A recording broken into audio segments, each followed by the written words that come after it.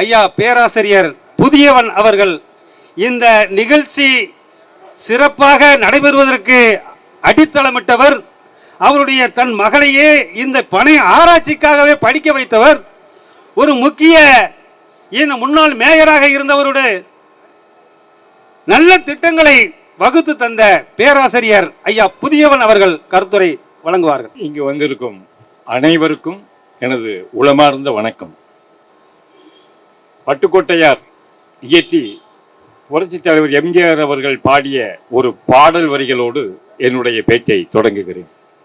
உப்புக்கல்லை வைரம் என்று சொன்னால் அதை ஒப்புக்கொள்ளும் மூடர்களின் முன்னால் நாம உளறி என்ன கதறி என்ன தோளா, ஒன்றுமே நடக்கவில்லை ரொம்ப நாளா. பனை மரத்தின் மேம்பாட்டுக்காக வேண்டி நிறைய கூட்டங்களில் நான் பேசியிருக்கேன், நிறைய எழுதியிருக்கேன். யாருக்கும் தெரியாத பல தகவல்களை அரசாங்கத்துக்கும் கொண்டு போயிருக்கேன். ஒரு கோரிக்கையுமே நிறைவேறவில்லை. பனை மரத்தை மேம்படுத்துறதுக்கு அரசாங்கம் பல சட்டங்களை போடுது. முட்டாள்தனமான மூடத்தனமான நடப்பதற்கு சாத்தியமற்ற சட்டங்கள். அந்த சட்டங்கள் செயல்படாது.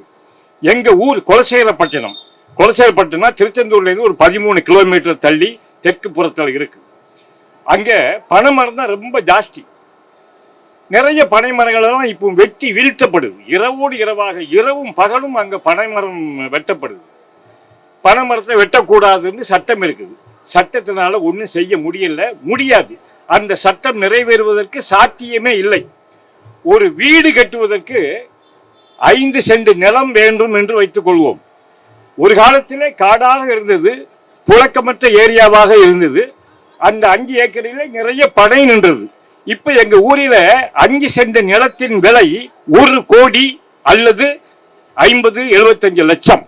ஏன்னா இந்த பக்கம் பவர் பிளான்ட் 2000 பேருக்கு வேலை தரக்கூடிய பவர் பிளான்ட் வேலை நடந்துகிட்டு இருக்கு. அடுத்த வருஷம் தொடங்க போகுது. இந்த பலம் ராக்கெட் ஏவுதளம் அமையுது. அதனால ஊர்ல விலை கூடி போச்சு. 5 சென்ட் இடத்துல பனைமரத்தை வச்சு வளர்ந்து அதுல பயன்பெற நினைப்பானா? பனையெல்லாம் வெட்டிட்டு அங்க வீட்டு மனையா விற்பானா?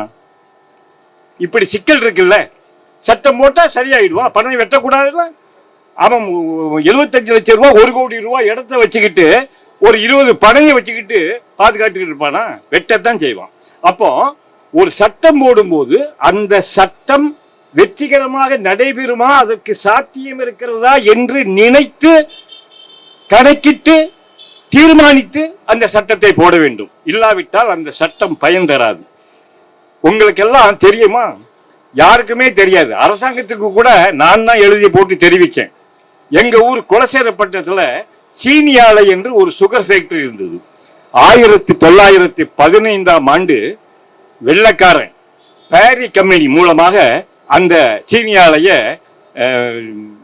நிறுவினார்கள்.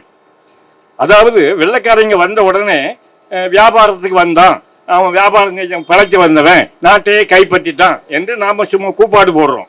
அவன் வியாபாரம் செய்ய வந்தான். வியாபாரம் செய்ய வரும்போது அவனுடைய நாட்டு சரக்குகளை இங்க மக்களுக்கு விற்றான். ஆனா அதை விட மேலான மதிப்புக்கு மதிப்பிடவே முடியாத அற்புதமான பொய்ரங்கள், இயற்கை செல்வங்கள் எல்லாம் இந்த நாட்டில் இருந்தது. அந்த மன்னர், இந்த மன்னர், பாண்டிய மன்னர், சோழ மன்னர், சேர மன்னர், அப்படி 1000 மன்னர்கள் இருந்தாங்களே, அவர் காலத்தில் இருந்தது. ஆனா அது இவங்களுக்கு தெரியாது, அதை எடுக்கவும் தெரியாது. அவங்க இதெல்லாம் கண்டுபிடிச்சாங்க. கண்டுபிடிச்சு ஆஹா, இதை வாங்குற இந்த பொருளுடைய மதிப்பே இவங்களுக்கு எல்லாம் தெரியல, நாம இதையெல்லாம் கொண்டு போய் எடுத்து நம்ம நாட்டில் நல்ல விலைக்கு விற்போம் அப்படின்னு சொல்லி பூமியை தோண்டி சுரங்கம் தோண்டி தங்கம் பவளம் அது இதெல்லாம் எடுத்தான், எல்லாம் செஞ்சான், விற்றான். இதைத்தான் நாமெல்லாம் சொன்னோம். வெள்ளைக்காரன் வந்து நம்ம நாட்டில் கொள்ளையடிச்சிட்டு போறான். நீ இவ்வளவு நாள உங்ககிட்ட தானே இருந்து, உன் காலடியில் தானே கிடந்தது, நீ எடுக்க இல்லையே. அவன் தெரிஞ்சு எடுத்தான், அவன் விற்றான். அவனும் நமக்கும் சம்பாத்தியம் பண்றதுக்கு உண்டான வழிவகைகளை செஞ்சான். இப்படி அவன் இந்த நாட்டில் என்ன இருக்குன்னு ஆராயும் போது பனை மரங்களும் அவன் கண்ணில் பட்டுது. என்னடா இவ்வளவு உயரமா இருக்குது, இவ்வளவு காய் காய்க்குது, இதெல்லாம் பண்றாங்க, இதுல இவ்வளவு பலன் இருக்கு, இதுல நாம ஏதாவது செய்ய முடியுமா என்று அவன் ஆய்வு பண்ணனான். ஆய்வு பண்ணல ஒவ்வொரு இடமா போய் ஆய்வு பண்ணும்போது ஓலையை விட்டான், பாலையை விட்டான், பழங்காவை விட்டான், நுங்க விட்டான், கிழங்க விட்டான், எல்லாமே விட்டான், குருத்தோலையை விட்டான், மரத்தையே வெட்டி தேக்கு மரம் மாதிரி வீடுகளுக்கு பயன்படுத்தலாம். இதையெல்லாம் கண்டா. ஆனா அவனை கவர்ந்தது எது தெரியுமா? பதநீர் இறக்கி அந்த பதநீர்ல கருப்பு கட்டி காய்ச்சினாங்க பாருங்க, வெள்ளை கருப்பட்டி கருப்பட்டி. இதுதான் அவனை ரொம்ப கவர்ந்தது. உடனே அதை எடுத்து என்ன செஞ்சா, இத கருப்பட்டின்னு இருந்தா ஒரு மாதிரியா இருக்கு, இதை எல்லா நாட்டு ஜனங்களும் வாங்க மாட்டாங்க, அதனால இதை நம்ம சீனி இருக்கு இல்லையா, ஒயிட்டா சீனி, அந்த சீனி மாதிரி செய்ய முடியுமா ஆராய்ச்சி பண்ணலாம். இங்க இருந்து டன்டன்னா பதநீரை இங்கிலாந்துக்கு அனுப்பணும். எங்க ஊர்ல துறைமுகம் இருந்தது, துறைமுகம் மூலமா இங்கிலாந்துக்கு அனுப்பி அங்க லேபிளை டெஸ்ட் பண்ணி அதே மாதிரி சீனி இப்படி கண்ணில் பார்த்தா தெரியாது. இந்த கரும்பு சர்க்கரையில் செய்யற சீனியும் பதநீரில் செய்யற சீனியும் வித்தியாசமே தெரியாது. அப்படிப்பட்ட சீனியை செய்யணும். சரி, ரைட், சக்சஸ் அப்படின்னு எங்க ஊர்ல ஒரு சுகர் ஃபேக்டரி அமைத்தான். 450 உள்ளுக்குள்ள இருந்து வேலை பார்த்த தொழிலாளர்களின் எண்ணிக்கை 450 பேர். நல்ல இது பண்ணோம். அப்ப ரோடு கிடையாது, எதுவுமே கிடையாது. பதநீரை இறக்கி அந்த ஒரு 5 கிலோமீட்டர் 6 கிலோமீட்டர் தூரம் இருக்கிற இந்த சீனி ஆலைக்கு எப்படி கொண்டு வருவான்? ரயில் விட்டான். சீனி ஆலையில் இருந்து சீனி ஆலையை சுற்றி ஒரு 19 கிலோமீட்டர் சுற்றி பனங்காடு உள்ள இடத்துக்கெல்லாம் ரயில் விட்டான். அந்த ரயில் ஒவ்வொரு பனங்காட்டுலையும் ஸ்டாப் நிற்கும். பதநீரை வச்சு ரெடியா நிற்பாங்க. ஒரு அதிகாரி இருப்பான், அவன் அப்படி டப்பா என்ன குடிச்சிட்டு அந்த ட்ரெயின்ல ஏற்றிடுவாங்க, இங்க சேரும்.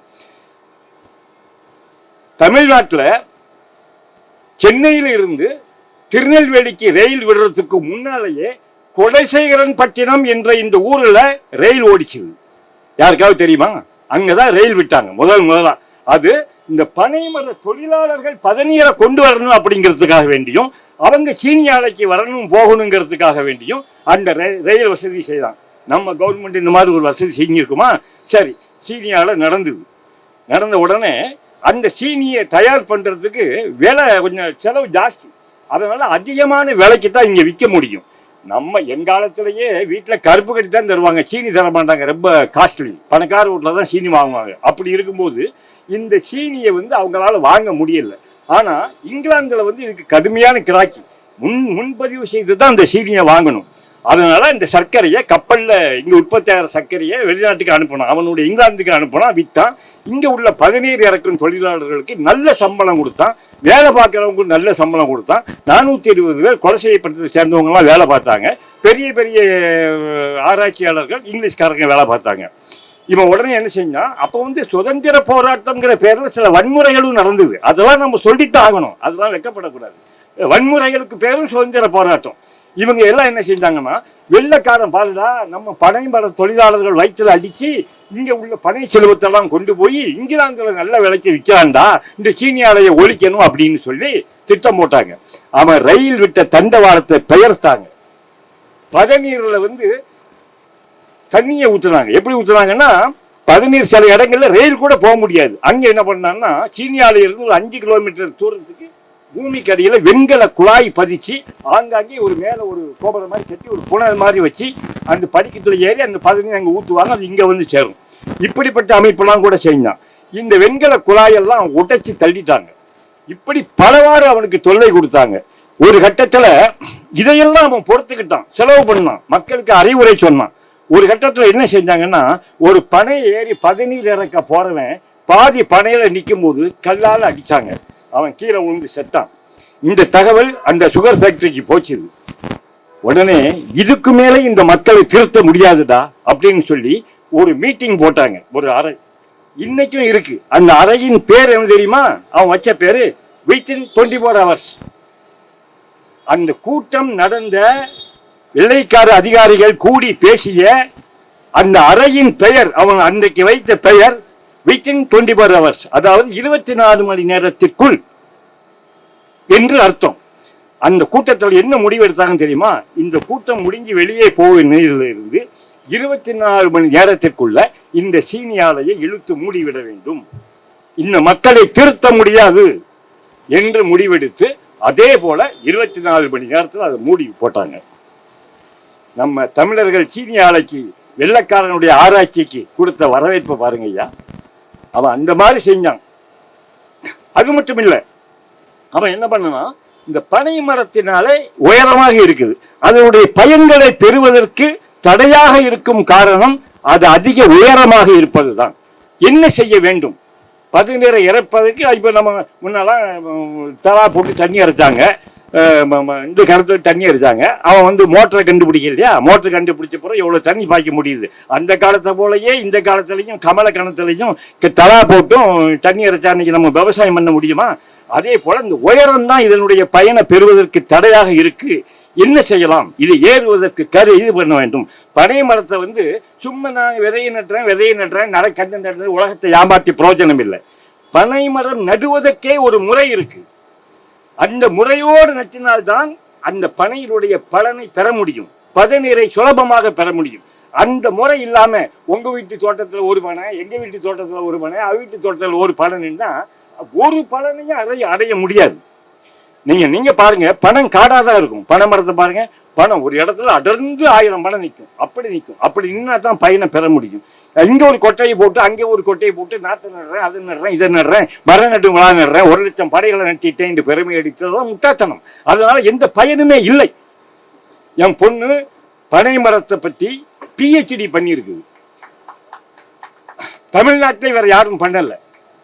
நம்ம முன்னாள் மேயர் இந்த அகாடமி வச்சு நடத்துறாங்க. அவங்க தான் இந்த பனை மரத்தை பத்தி பண்ணுமா அப்படின்னு சொல்லி என் பிள்ளைக்கு வேண்டிய எல்லா உதவிகளும் செஞ்சாங்க. PhD பண்ணியிருக்குது. அந்த பிள்ளை ஆராய்ச்சிக்கு நான் தான் பல தகவல்களை கொடுத்தேன். PhD பண்ண முடியாது, அதுக்கு உண்டான படிப்பு நான் படிக்கல. அதனால அந்த பிள்ளை கையில கொடுத்து நீ பண்ணு அப்படின்னு அது பண்ணுற விஷயத்துலாம் இதெல்லாம் இந்த தகவல்லாம் வருது. பனை நடுறதுக்கு ஒரு முறை இருக்கு. சும்மா சட்டத்தினால இதையுமே போட முடியும். சட்டத்தை கொண்டு இதை மேம்படுத்தவே முடியாது. சட்டம் போடுவதற்கு முன்னால இந்த சட்டம் சாத்தியமா என்பதை அறிந்து உணர்ந்துதான் சட்டம் போட வேண்டும். இல்லாவிட்டால் அந்த சட்டத்திலே பயன் இருக்காது. இப்படியாக அந்த சீனியாரையை மூடிட்டு போயிட்டாங்க. அந்த பனை மரம் வேற என்ன பண்ணுவோம், பனையில ஏறுறவங்களையே. அப்புறம் எங்க ஊர் சமுதாயத்துல நாடார் சமூகத்தில் உள்ளவங்க தான் பனை மரத்துல பதநீர் இறக்கிறது, அந்த கருப்பு கட்டி வியாபாரம் பண்றது எல்லாமே பண்றது. அதுல ஒரு பிரிவினர் இந்த பனை ஏறுபவர்களை சாணம் அப்படின்னு கீழ்த்தரமா பேசுவான், மதிப்பு குறையா பேசுவான். அப்ப நம்ம தான் மதிப்பு குறையா போனோம். நம்ம பிள்ளையாவது நல்லா படிக்கட்டும் அப்படின்னு பணம் ஏறி சம்பாதிச்சு பிள்ளைகளை படிக்க வச்சான். அந்த பிள்ளைகள் இந்த தொழில தான் அப்பாவே பேரை கெடுத்தது, நாம செய்யணுமா அப்படின்னு செய்யல. பனை ஏறுபவர்கள் குறைவானதற்கும் இல்லாமல் போனதற்கும் அந்த கௌரவ பிரச்சனை ஒரு காரணமாக இருந்தது. பனை ஏறி இறங்குவது சிறப்பானதாக யாரும் நினைக்கவில்லை, கேவலமான ஒரு தொழிலாக நினைத்தார்கள். இப்படி பனை மரம் கீழான நிலையை அடைவதற்கு, பனை தொழில் கீழான நிலையை அடைவதற்கு நாம் பல வகைகளை காரணமாக இருந்திருக்கிறோம். அரசாங்கம் சட்டம் போட்டு எதையும் செய்ய முடியாது. சட்டம் போடுவதற்கு முன்னாலே இந்த சட்டத்தை நடைமுறைப்படுத்த முடியுமா, சாத்தியப்படுத்த முடியுமா என்று ஆனந்து போட வேண்டும். அந்த காலத்துல கருப்பட்டி தோட்டு தான் காப்பி குடிப்பாங்க ஏழைகள். இதெல்லாம் இப்போ கருப்பட்டி எவ்வளவு தெரியுமா? ஒரு கிலோ 350 ரூபா, 400 ரூபா. சீனி எவ்வளவு தெரியுமா? 45 ரூபா, 50 ரூபா. அதனால என்ன பண்றாங்க தெரியுமா? நான் கண்ணால கண்டது சொல்றேன். சீனியை வாங்கி அப்படியே தண்ணியில கரைக்கிறது, இந்த பனை ஓலையை கொஞ்சம் ஊற வச்ச பனை ஓலையை ஊற வச்சு அந்த தண்ணியை இது கூட மிக்ஸ் பண்றது, அப்புறம் காய்ச்சறது, அந்த கருப்பா இருக்கிறதுக்கு ஏதாவது பண்றது, பண்ணி பனங்கருப்பட்டி. இப்படிதான் நீங்க வாங்குற கருப்பட்டி எல்லாம் இப்படிதான் சகோதரர்களே. உண்மையான கருப்பட்டி எல்லாம் இப்ப நீங்க வாங்க முடியவே முடியாது. நீங்களே ஒரு பணத்தை குத்து எடுத்து அந்த பதநீரை கொண்டு வந்து இறக்கி காய்ச்சினாதான் உண்மையான கருப்பட்டி கிடைக்கும். அந்த அளவுக்கு நிலைமை மாறி போச்சு. ஆக வெள்ளைக்காரன் இந்த பனையை மேம்படுத்துவதற்கு செய்த முயற்சிகள் எதையுமே நாம் செய்யவில்லை. தமிழ்நாட்டின் சின்னமாக இருக்குது, ஆனா அந்த சின்னத்தை பாதுகாக்கிறதுக்கு நாம எதுவுமே செய்யல. அப்படி செய்யணும்னா இதை சம்பந்தமான அறிஞர்களை அழைத்து என்ன செய்ய வேண்டும், பனையை பாதுகாப்பதற்கு, பனையை மேம்படுத்துவதற்கு, பனை செல்வத்தை மீண்டும் பெறுவதற்கு என்ன செய்ய வேண்டும் என்று ஒரு ஆய்வு நடத்தி அந்த ஆய்வின்படி சட்டங்கள் இயற்ற வேண்டும், நடவடிக்கைகள் மேற்கொள்ள வேண்டும். இல்லாவிட்டால் பனையை காப்பாற்ற முடியாது. எங்க ஊர் சீனியால அழிஞ்சு போயின்னு சொல்ல இல்லையா, அம்மா அவர்களும் நானும் நான் வந்து அதுக்கு முன்னாலேயே என் பிள்ளையினுடைய டாக்குமெண்ட் PhD படிப்புக்காக அந்த சுகர் ஃபேக்டரியை ஒரு டாக்குமெண்ட்ரி ஒன்று எடுத்து எல்லாமே வீடியோ எடுத்து அந்த சுகர் ஃபேக்டரி என்ன செயல்பட்டது, எப்படி அழிக்கப்பட்டது, எல்லாமே நாசமா போச்சு எடுத்து அந்த டாக்குமெண்ட்ரியை இங்கே திரையிடுவதாகத்தான் இருந்தது.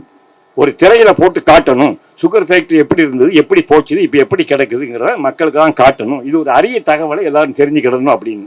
ஆனா கடைசி நேரத்துல அது கொஞ்சம் நேர அவகாசம் இல்லாமல் போயிட்டு நாளையோ அல்லது இன்று மாலையோ உங்களுக்கு எல்லாமே வாட்ஸ்அப்பில் யூடியூப்பில் அந்த டாக்குமெண்ட்ரி அனுப்பப்படும். தயவு செய்து அதை எல்லோருக்கும் பரப்புங்கள். பனையை காப்பாற்ற மேம்படுத்த வெள்ளைக்காரன் என்ன செய்தான், அதை தமிழர்களாகிய நாம் எப்படி அழித்து நாசமாக்கினோம் என்பதும் மக்களுக்கு தெரிய வேண்டும். ஒரு சரித்திரத்தை தெரிந்து கொள்வதில் தவறில்லை. அதை எல்லோரும் நீங்கள் பரப்ப வேண்டும். இன்று மாலை அநேகமாக அந்த டாக்குமெண்ட்ரி அம்மா அவர்கள் மூலம் உங்களுடைய எல்லோருடைய யூடியூப்லையும் வந்துவிடும். நாங்கள் இங்கே திரையிடுவதாகத்தான் இருந்தது, அது எங்களுக்கு அவகாசம் பத்தவில்லை. இப்படி இரண்டாவது, உங்கள் பிள்ளைகளை, என் பிள்ளை படித்த மாதிரி உங்கள் பிள்ளைகளையும் பனை பற்றிய படிப்புகளை படிக்க சொல்லுங்கள். இந்த பனை வாரியம் வச்சிருக்காங்க, எதுவும் PhD பண்ணவங்களா அங்கே யாரும் கிடையாது. முன்னால குமரி ஆனந்தன் வந்து கலைஞர் முதலமைச்சராக இருக்கும்போது குமரி ஆனந்தன் தான் பனை வாரிய தலைவராக இருந்தார்.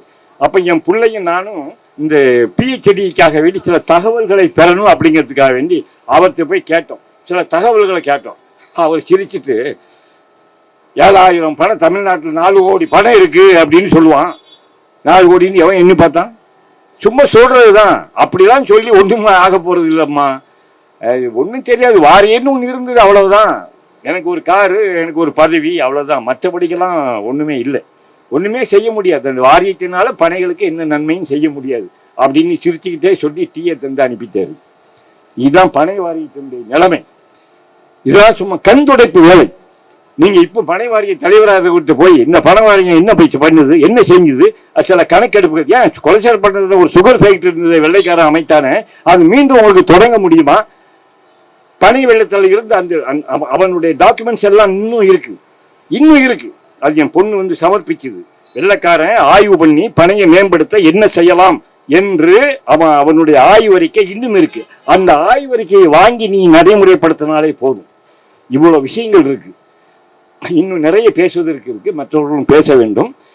இன்று மாலை அல்லது நாளை காலை அநேகமாக அந்த டாக்குமெண்ட்ரி அவர்கள் மூலமாக யூடியூப்பிலே போடப்படும். நீங்கள் பாருங்கள், அந்த சர்க்கரை ஆலை எப்படி இருந்தது, அது எப்படி அழிந்தது என்ற தகவலை அந்த டாக்குமெண்ட்ரி படத்திலே பாருங்கள். பனை மரம் என்றவுடன் நாம் எல்லோரும் ஒன்று திரள வேண்டும். பனை மரம் சம்பந்தமாக நடக்கக்கூடிய போராட்டங்கள், இந்த மாதிரி உண்ணாவிரதங்கள், இந்த மாதிரி ஊர்வலங்களுக்கு நாம் எல்லாம் மிகுந்த ஆதரவு கொடுக்க வேண்டும். பனைக்காக வேண்டி நிறைய பேர் இருக்கிறார்கள் என்பதை அரசாங்கத்திற்கு தெரியப்படுத்திக் கொண்டே இருக்க வேண்டும் என்று கேட்டுக்கொண்டு இப்படி ஒரு விழா நடத்தியதற்காக அம்மா அவர்களுக்கு மிகுந்த பாராட்டுகளை தெரிவித்துக் கொண்டு என்னுடைய உரையை முடிக்கிறேன். வணக்கம்.